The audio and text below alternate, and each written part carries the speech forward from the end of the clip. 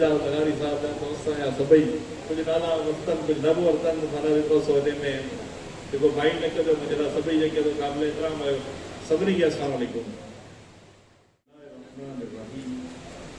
बलगल उला बिकमालिही कशफत दुजा बिजमालिही असनत जमीअ ख़िसालिही सल्लु अलैहि वालिही सल्लल्लाहु अलैहि वसल्लम। मुंहिंजा इंतहाई क़ाबिल एतिराम जेके बि मुंहिंजे साम्हूं वेठल आहिनि टीचर्स, जो बेसिकली आउं पाण टीचर आहियां, मुंहिंजे नाले सभु जेके बि साम्हूं वेठल आहियो ये सभई क़ाबिल एतिराम आहियो स्टेज ते बि ऐं साम्हूं, ऐं ज़ाहिर आहे कुझु नाला बि लिखिबा आहिनि। असांजो सीनियर उस्ताद दोस्त साईं रफ़ीक जरवार साहब जेके सदाईं आउं अहिड़नि प्रोग्रामनि में ॾिसंदो आहियां ऐं इन सां इहो ज़ाहिर थींदो आहे त हुनजी तव्हां सां तव्हांजी हुन सां केॾी मोहबतूं आहिनि, केॾियूं जेके आहिनि सो तव्हांजूं मोहबतूं क़ुर्बतूं इहे आहिनि। साईं असांजो प्यारो दोस्त साईं जो वटि हिकिड़ी दफ़ा नवाबशाह में मुलाक़ात थी, मानी बि खाधीसीं घर ऐं वास्तो कोन हुयो, पहिरें दफ़ा अली अहमद मंगण जे सां गॾु जेको आहे सो हुते वियासीं, तमामु घणी असांखे जेको आहे सो इज़त ॾिनी। साईं सालिम ख़ान ज़रदारी साहब, नालो बि सालिम, माना बि मुकमल, परफेक्ट, ॻाल्हियूं बि सही।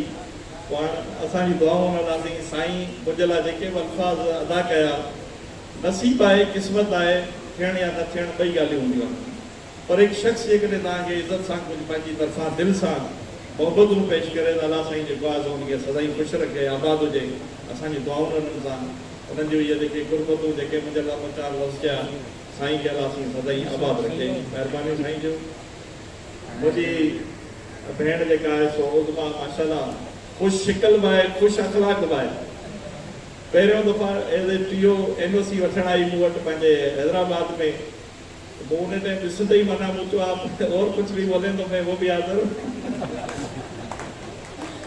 तो माशाअल्लाह मूंखे ॾिसण में ई तमामु सिंसियर ऐं टैलेंटेड ऑफिसर उन वक़्तु ई लॻी, ऐं ॾाढी ख़ुशी थी जो मुंहिंजी इहो रिकमेंडेशन हुई त मूं उन टाइम ई NOC ॾिनी। ऐं आउं अॼु सोचां थो त माना जेको आहे सो मूं तमामु सुठो फ़ैसिलो कयो जो अॼु तव्हांजे साम्हूं माना आहे।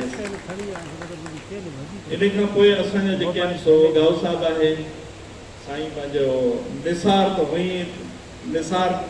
हाणे मसइलो हिकिड़ो थींदो आहे त जेको मुक़ररु आख़िर ताईं पहुचंदो आहे उन खां अॻु जेके अल्फाज़ चवणा हूंदा आहिनि उहो को न को अदा करे वञे, पोइ मुंहिंजे खाते में माना उन मुक़रर जे खाते में चंद अल्फाज़ रहनि था त निसार जे लाइ मूंखे तफ़सील चवणो हो, इमदाद कमु करे वियो पूरो। निसार कुरैशी साहब महफ़िल इहो सजाईंदड़ असांजो प्यारो, चवे थो शुगर लो थिए थी पर पाण आहे मिठो सॼो मुकमल, सो शुगर तो पाण शुगर लो थिए पाण